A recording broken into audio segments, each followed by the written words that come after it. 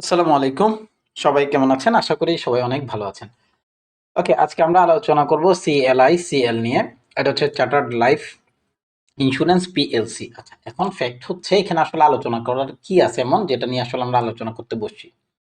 আসলে CLICL এ অনেক বেশি কিছু দেখবার মতো নাই।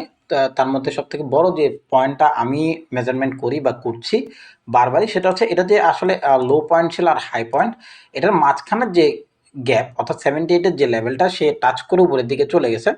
এই গ্যাপটা এখন পর্যন্ত সে ফিল আপ করেনি। গ্যাপটা কোথায়? এটা হচ্ছে ফেয়ার ভ্যালু প্রাইস হিসেব করলে আমরা হচ্ছে 11 টাকার একটা লেভেল আসে। সে হচ্ছে ফেয়ার ভ্যালু প্রাইসের জন্য অর্থাৎ যেখান থেকে প্রাইসটা উঠছিল।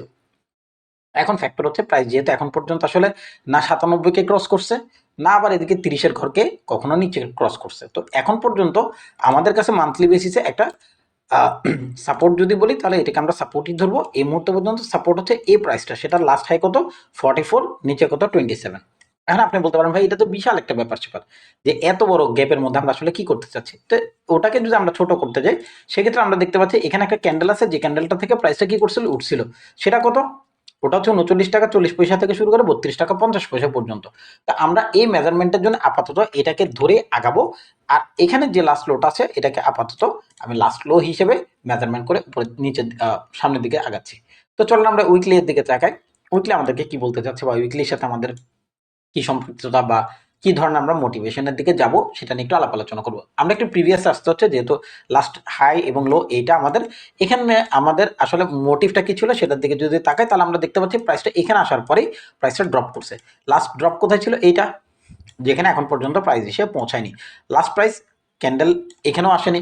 তো আমরা দেখতে পাচ্ছি প্রাইস যে হাইকটা করছিল এখানে এসে ড্রপ করার পরে মার্কেট যেটা মুভ আপ করছে, করার পরে প্রাইস একদম সলিড রান ড্রপ করে গেছে। এখন সামনের দিন কি হইতে পারে এটা নিয়ে যদি আলাপ আলোচনা করতে যাই তাহলে আমাদের কাছে এখন যে এরিয়াটা মানে মেজারমেন্টের জন্য আমি রাখছি বা যেটা নিয়ে আমি থিঙ্কিং করতেছি বা সামনের দিন কি ধরনের মুভমেন্ট করবে সেটা নিয়ে যদি আলাপ আলোচনা করতে যাই তাহলে আমরা এখানে একটু তাকাবো যে আসলে আমাদের প্রিভিয়াস কি হয়েছিল।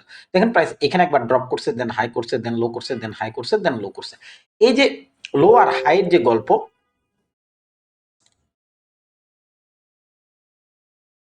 এখানে আমাদের কয়েকটা জিনিসের দিকে একটু মানে খেয়াল করে রাখতে হবে। ফার্স্ট হচ্ছে এখানে একটা ট্রেন লাইন বা ট্রেন চ্যানেল, আপনি যেটাই বলেন ট্রেন লাইনই ধরলাম। আপাতত ট্রেন লাইনটা সে যতক্ষণ ক্রস করতে হয় না ততক্ষণ পর্যন্ত সে যাবে না। এখানে আমাদের কাছে একটা প্রাইস ছিল, যে প্রাইসটা সে রেসিস্ট্যান্স হিসেবে কাজ করবার কথা ছিল এবং করছে, অলরেডি করে কি করছে প্রাইসটা ড্রপ করছে। এটা আমি উইকলি বেসিস দেখাচ্ছি আপনাদেরকে, ডেলি এখনো অনেক বাকি আছে, ওগুলা নিয়ে আবার আলোচনা করব। তো প্রাইস যখন এখানে এই এরিয়াটাকে ব্রেক করে ফেলছে এটা মোটামুটি একটা সেল সাইড মানে থিঙ্কিং আমাদেরকে দিচ্ছে। তো বায়াস যদি আমি সেল সাইড হিসাব করি তাহলে কতটুকু কতটুকু গিয়ে গিয়ে সে ড্রপ আউট করবে সেগুলো নিয়ে একটু যদি আলাপ আলোচনা করি। আমাদের 38 এর লেভেল হচ্ছে 50 টাকা 21 পয়সা, 53 টাকা 95 পয়সা। আমরা যদি এটাকে এখানে লাইন চার্টে নিয়ে আসি, দেখেন প্রাইসটা একুরেটলি ওই জায়গাতেই মিলতেছে, অর্থাৎ 53 টাকার জায়গায় জাস্ট 54 টাকা 5 পয়সার ডিফারেন্সে পাচ্ছি। তো আমার কাছে এখন পর্যন্ত এখানে আবার ভাইস ভার্সা লেভেল আছে। সবকিছু কনফ্লুয়েন্স এরিয়া হিসেবে প্রাইস যদি কোনো কারণে 47 টাকা থেকে 54 টাকা পর্যন্ত যায়, অনেক বেশি অবাক আমি অ্যাটলিস্ট হব না। এখন আসেন, যদি 50 এবং 61 এর যে লেভেল, অথবা আমি এটাকেই ধরি যে 61 থেকে 78 এর যে লেভেল, আমি ওটাকে মেজারমেন্টের জন্য নিলাম। এবার বক্স করে দিলাম, বাকি যা কিছু আছে হিজিবিজি সব ডিলিট করে দিলাম, যেহেতু এটাকে অলরেডি মিটিগেট করে ফেলছে। এটা নিয়ে আমার আর কোনো এই মুহূর্তে মাথা ব্যথা নেই। প্রাইস যদি এখানে যায় এখান থেকে প্রাইস ড্রপ করবে ফর শিওর দ্যাট, কম আর বেশি আমি জানি না কতটুক করবে, করতে পারে। আচ্ছা, এখানের ক্ষেত্রে কি হয়েছে? প্রাইস যখন ড্রপ করতেছিল প্রাইস এই যে মেজারমেন্টাল এরিয়াটা এখানে আমরা যদি একটু তাকাই তাহলে আমরা দেখতে পাবো এইখানে একটা ডাব্লিউ প্যাটার্ন আছে। আপনারা বলতেন ভাই আপনি এত ডাব্লিউ খোঁজেন কেন? ভাই ডাব্লিউ এর মধ্যেই সবকিছু, মানে আমার জন্য নট আপনাদের জন্য, এটা আমার কাছে দরকার সেজন্য আমি ডাব্লিউ প্যাটার্ন খুঁজি। চলেন ডাব্লিউ, আমি বারবারই বলি ডাব্লিউ সব রকমের হতে পারে। এটা হতে পারে ইকুয়াল লো ডাব্লিউ হতে পারে, একটু আঁকা বাঁকা ডাব্লিউ হতে পারে, মানে ডাব্লিউ এর মতো শেপ হইলেই হবে, মূল হচ্ছে এটাই। তো আমাদের এখানে বক্স ছিল কোনটা? এইটা। এই বক্সটাকে ধরে যদি আমরা আগাই আমরা দেখব প্রাইসের দিকে যদি তাকাই তাহলে আমরা ওই বক্সটার মধ্যে আলটিমেটলি কি করছে, প্রাইস ড্রপ করে উপরের দিকে গেছে। তার মানে আমাদের এখানে যে ডাব্লিউ প্যাটার্নটা হয়েছে ওই ডাব্লিউ প্যাটার্নে ফেরত আসার জন্য আসলে মার্কেট এতদিন উঠেনি। মানে এটা আমার গল্প আর কি আপনাদের জন্য, আর কিচ্ছু না। আচ্ছা, এবার আসেন আমি আপনাদেরকে একটা ইনফরমেশন দিই। ফার্স্ট ইনফরমেশন হচ্ছে আমার কাছে একটা হোয়াটসঅ্যাপ চ্যাট গ্রুপ আছে যেখানে আমি প্রতিদিন মোটামুটি চেষ্টা করি, শনিবার ব্যতীত মোটামুটি প্রত্যেক দিনই চেষ্টা করি 9টা থেকে 11টা পর্যন্ত আপনাদের যত প্রশ্ন আছে স্টক বিষয়ক, ট্রেডিং বিষয়ক, হোয়াট এভার ইট ইজ, আমি ওখানে প্রত্যেকদিন আপনাদেরকে রিপ্লাই করি উইথ চ্যাট। হ্যাঁ, যদি কারো ভিডিও লাগে ভিডিও দিয়ে দিচ্ছে, যেটা আমার সুবিধা হয় আমি ওভাবে প্রশ্ন উত্তরগুলো দিয়ে দিই।